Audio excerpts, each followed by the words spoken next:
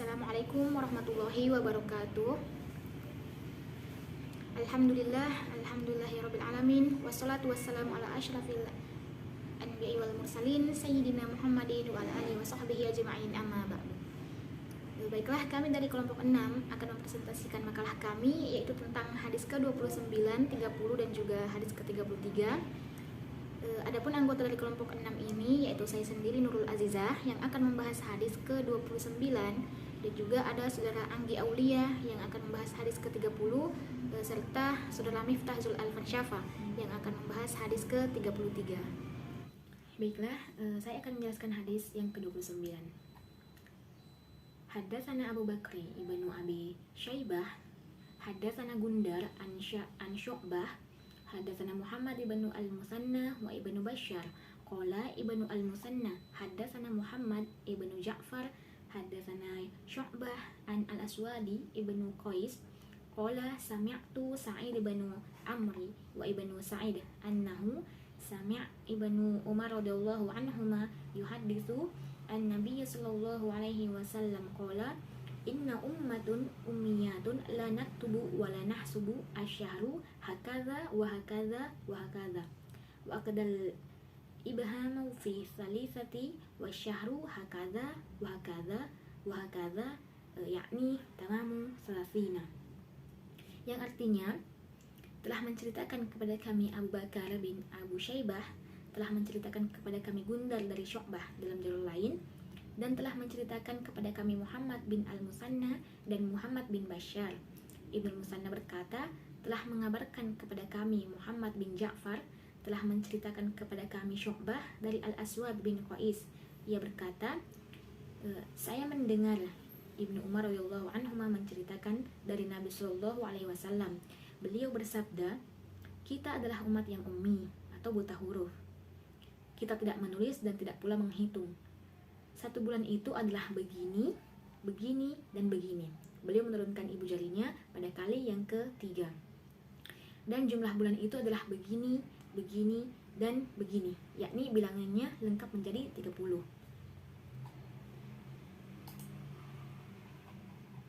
Nah, hadis tersebut terdapat dalam kitab Sahih Muslim yang ditulis oleh Abi Al-Husain Muslim bin Al-Hajjaj bin Muslim Al-Qushairi An-Naisaburi, yang diterbitkan di kota Darul Ma'rifah,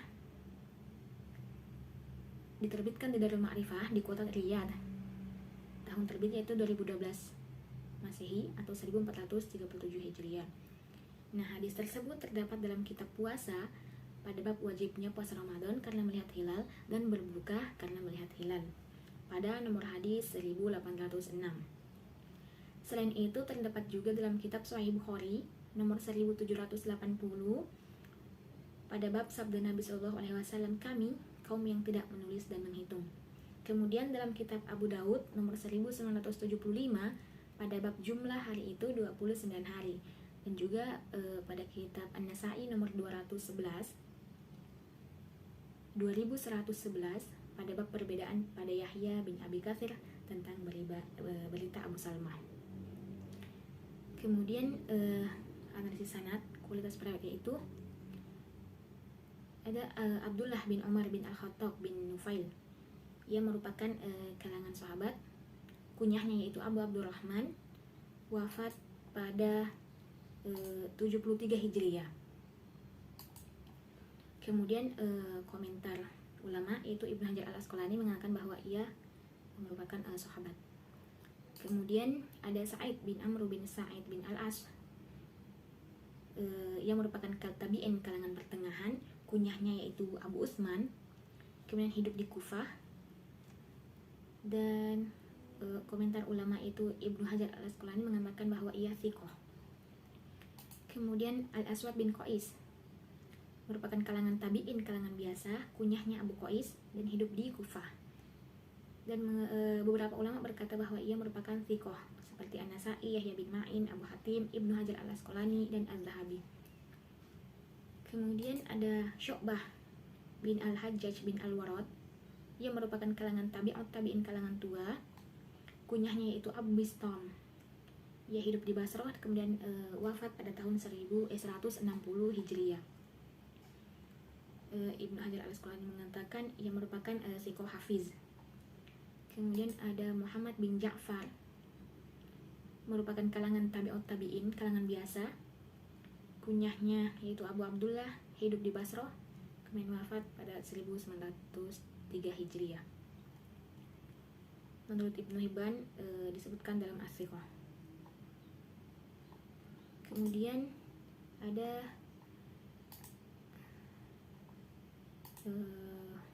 asbabul wurudnya. Di sini Imam Ahmad dan Imam Muslim telah mengetengahkan melalui Jabir ibnu Abdullah yang mengatakan bahwa Nabi Shallallahu Alaihi Wasallam itu menjauhi istri-istrinya selama 1 bulan. Lalu beliau keluar menemui kami, maksudnya Jabir ibnu Abdullah, pada pagi hari yang ke-29-nya. Maka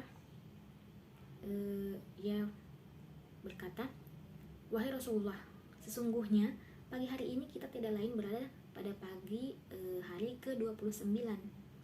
Maka Nabi Shallallahu Alaihi Wasallam menjawab, Inna syahra yakunu tis'au wa ishrina, yang artinya sesungguhnya 1 bulan itu adalah 29 hari. Kemudian beliau Shallallahu Alaihi Wasallam menggenggamkan kelopak tangannya sebanyak 3 kali, di mana pada kali yang ketiga yaitu ia menggenggamnya hanya 9 jari.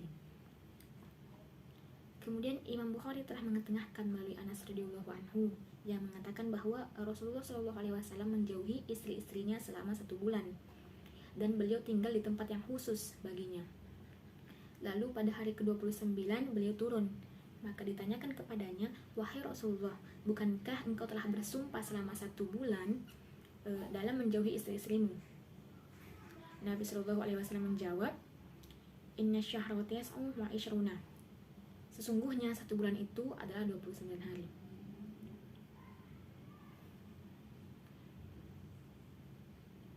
Nah, Imam Ahmad telah mengetengahkan melalui Ibnu Umar dari Nabi Shallallahu Alaihi Wasallam yang bersabda, Asy-syahru tis'un wa ishruna, 1 bulan itu 29 hari. Nah, lalu mereka menceritakan hal itu kepada Aisyah radhiyallahu anha. Maka Aisyah berkata, semoga Allah merahmati Abu Abdurrahman, maksudnya Ibnu Umar. Apakah Rasulullah Shallallahu Alaihi Wasallam menjauhi istri-istrinya selama 1 bulan lalu beliau turun pada hari yang ke-29-nya?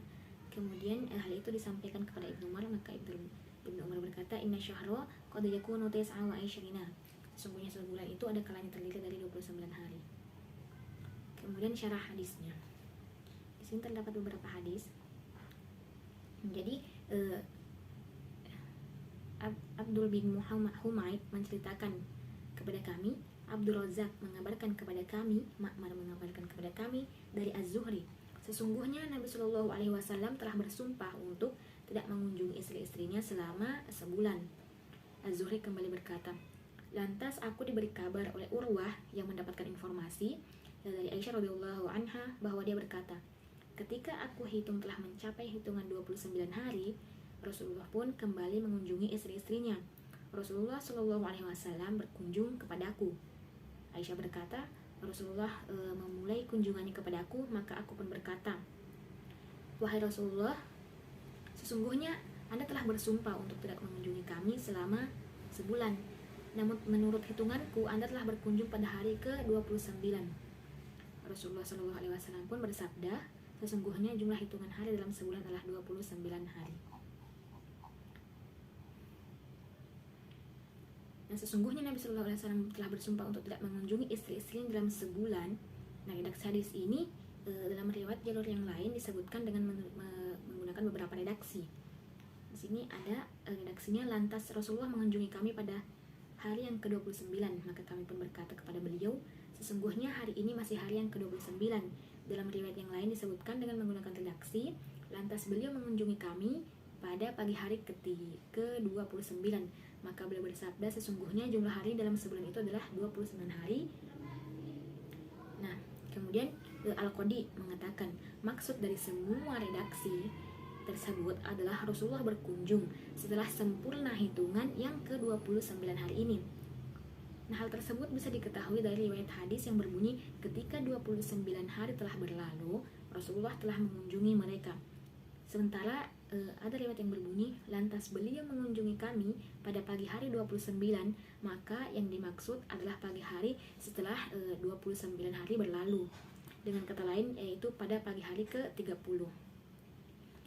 Adapun kalau lihat hadis yang berbunyi sesungguhnya jumlah hitungan hari dalam sebulan adalah 29 hari, maka maksudnya adalah jumlah hari dalam sebulan terkadang hanya 29 hari, namun kadang juga kan 30 hari. Nah, hal tersebut sebagaimana telah disebutkan dalam sebagian riwayat yang lain. Selanjutnya akan dilanjutkan oleh hadis ke-30.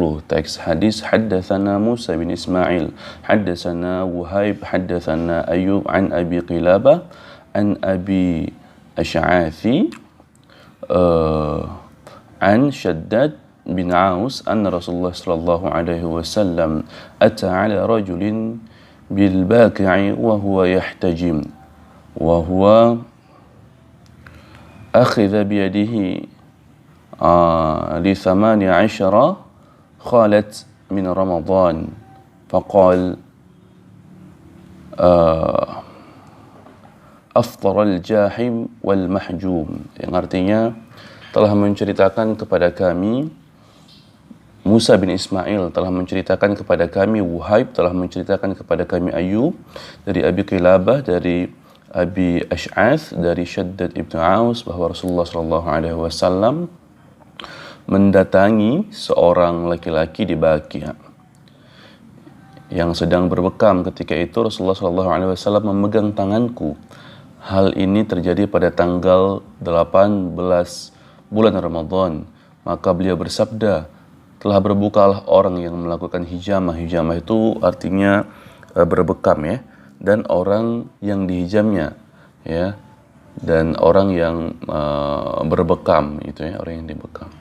Adapun takhrij hadis ini terdapat dalam Sunan Abi Daud ya. Nama pengarang Abi Daud Sulaiman bin Al-Ash Al-Azdi As-Sijistani ya.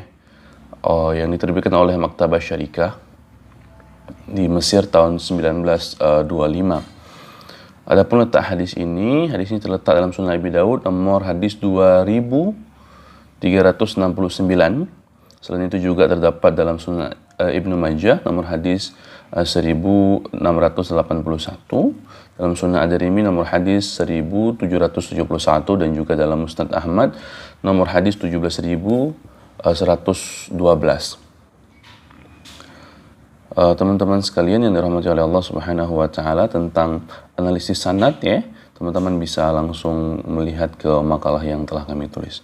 Nah, adapun asbabul wurud daripada hadis ini adalah berawal dari Imam Ahmad dan Imam Tirmizi yang mendengarkan melalui Shaddad bin Aus bahwa Rasulullah SAW pernah mendatangi lelaki di Baqi yang sedang berbekam ya, yang juga dibahas dalam teks hadis tadi.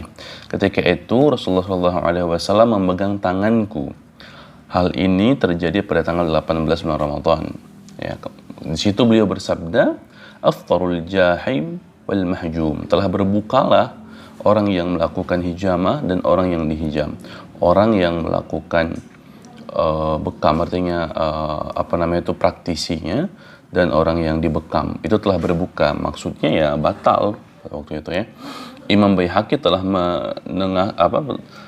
menengahkan dalam kitab Syu'abul Iman melalui jalur Ghayath ibnu Khalub ya, dari ayahnya yang menceritakan bahwa Rasulullah SAW bersua dengan seorang laki-laki yang berada di hadapan tukang hijamah.